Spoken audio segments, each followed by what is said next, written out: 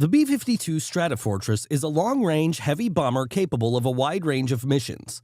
The bomber can fly at high subsonic speeds at altitudes of up to 50,000 feet. It can carry nuclear or precision-guided missiles and is an important part of the United States' strategic bomber fleet. Hello, and welcome back to our channel. Today, we will discuss the incredible B-52 Stratofortress bomber and how a brilliant U.S. invention improved the aircraft for good. So, let's get started. The B-52 was developed by the Boeing Company in 1948, made its first flight in 1952, and was initially deployed for use by the military in 1955. Although it was initially designed to be an atomic bomb carrier capable of reaching the Soviet Union, the B-52 proved versatile, and dozens of them were still in use in the early 21st century. It is propelled by 8 jet engines positioned in 4 twin pods under the wings. At 55,000 feet, the plane's top speed is Mach 0.9. It had a crew of 6 at the time, and its only defensive weaponry was a remotely operated gun turret in the tail. The gun was removed in 1991, and the crew was reduced to 5. Since then, the B-52 has been improved so that it can carry better offensive and defensive weapons like ballistic and cruise missiles that can be fired hundreds of miles from their targets. It can also fly at altitudes, drop conventional bombs, and go on missions with a longer range. It got off to a shaky start. The B-52 was originally designed as a straight-wing, 6-engine, propeller-powered heavy bomber and was selected by the Army Air Forces in 1946. The Air Force's Director of Bomber Development instructed Ed Wells, the chief engineer of Boeing, and his design team on October 21, 1948, when they were in Dayton, Ohio, to get rid of the propellers and design an all-jet bomber. The group spent the next weekend in a Dayton hotel room coming up with the design for a new 8-engine jet bomber, building a scale model out of balsa wood, and writing a 33-page report on their findings. The Air Force's Air Marshal Command was so impressed by this work that they officially sanctioned the design. In 1951, as the Korean War escalated, the Air Force officially designated the B-52 as the next intercontinental bomber and placed an initial production order for 13 B-52s.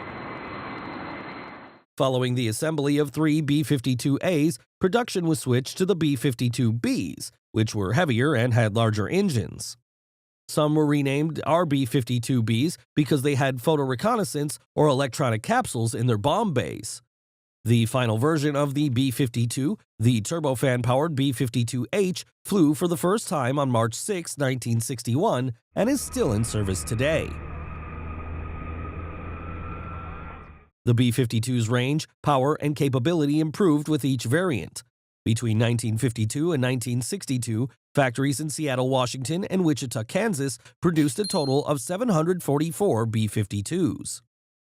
The Air Force initially deployed an upgraded B-52 aircraft equipped with Boeing's cutting-edge communications technology in May of 2014. The Combat Network Communications Technology, or Connect upgrade, brought about the addition of a plethora of communication data links, full-color LCD displays with real-time intelligence feeds overlaid on moving maps, a cutting-edge computing network, and the capability to retarget a weapon or adjust mission parameters mid-flight. A Common Strategic Rotary Launcher, or CSRL, has recently been proposed for the bomber by officials. These launchers serve multiple functions and have been modified to carry a variety of weapons. The rotaries that are installed inside of the bomb bay are intended to rotate the armaments deployed inside. The changes to the design of the B-52's rotary launcher have made the plane even more versatile and deadly in combat, as the launcher can now hold even more ammunition than before. But it took a lot of work to install the CSRL. To move the rotary launcher, teams have to put the heavy launcher on a trailer. Then a vehicle moves the trailer to the plane where it will be used. When they are ready, weapons are put on the rotary. This can take up to 11 hours to finish sometimes. Once the bombs are loaded, the team uses the trailer to lift a Common Strategic Rotary Launcher into the bomb bay. But like any other piece of technology, the rotary must first be inspected and maintained by engineers on a regular basis. When the B-52 is ready to take off, the team may decide to use a cart start to get the plane into the air. On an average day, it takes about an hour for the plane to warm up, but not if the engines are started with explosives. A small, controlled explosive is put into 2 of the B-52's engines. This gives the engine a jump start, This means that the crew can take off much faster than a normal B-52 launch. Even though these kinds of launches are common, they don't happen very often. However, training is still required before the crew may take off. The 93rd Bomb Squadron, the only Air Force unit dedicated to formal B-52 training, is responsible for this. The group is in charge of preparing the B-52 pilots and other operators, such as electronic warfare officers and weapons systems officers, for their jobs. Students who have graduated from the program are still required to engage in regular training operations for the sake of their own and the crew's safety. These training not only help engineers keep tabs on which parts of equipment are due for servicing, but also speed up the process itself because the aircraft must always be prepared to take off at a moment's notice, and the crew must similarly always be ready to act. The Stratofortress has existed for more than 65 years since it was first built in the 1950s. The plane's technology has been updated over the years, but the original B-52 can still go to the air with its core components intact. Before its most recent upgrades, the plane had a mix of digital and analog systems that didn't work well together.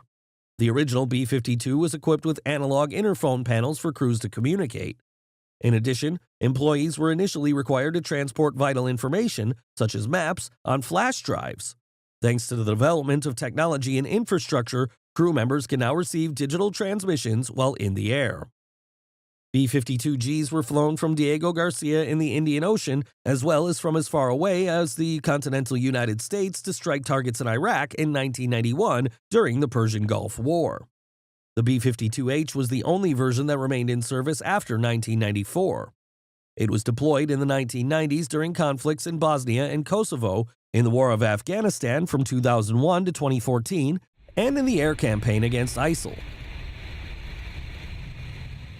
The B-52's enormous airframe gave it the nickname Big Ugly Fat Fellow or Buff, but it also made it possible to upgrade the aircraft with extremely advanced navigational, weapons control, and electronic countermeasures systems.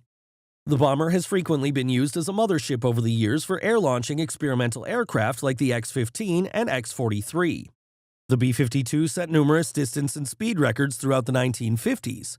It cut the round-the-world speed record in half, flying 12,500 miles non-stop from Japan to Spain in January 1962. On this flight alone, 11 distance and speed records were broken. Modern engineering studies showed that the B-52 was expected to last longer than 2040. Who knows? After all the changes and improvements, it might still be being used long after the year 2040. But what do you think? How long will the B-52 be used for? Let us know your thoughts in the comments section below. And if you enjoy this type of content, make sure to subscribe to our channel and click the bell icon so that you're notified every time we post something new. Thank you for watching, and we will see you again in our next video.